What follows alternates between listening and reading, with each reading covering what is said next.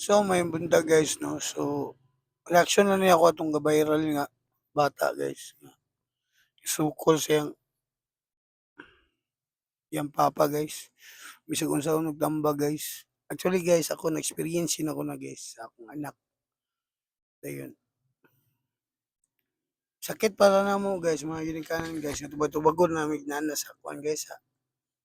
Among mga anak guys. Actually mismo gali akong asawa nakakuan yun eh. Para sa mga guys, dili man siguro sa iyo ang gingon sa iyong papa no. Pero natingalan lang ko asa sila kakuhaan ng may nanang lakas ng loob ba nga makaistorya silang ginikanan o ginana bitaw. Murag sa ba sila na sila ikabuhi o kuan ba na.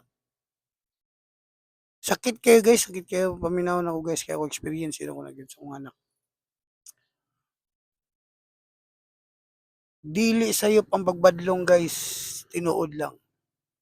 Ako sa akong experience akong tatay sa una guys, murag kuan jud guys siya guys. Kanang grabe og pagpitol lang akong ginikanan sa una guys. Oh, kalabod-labod pa ko sa una. So tambag lang sa mga bata no, inana no.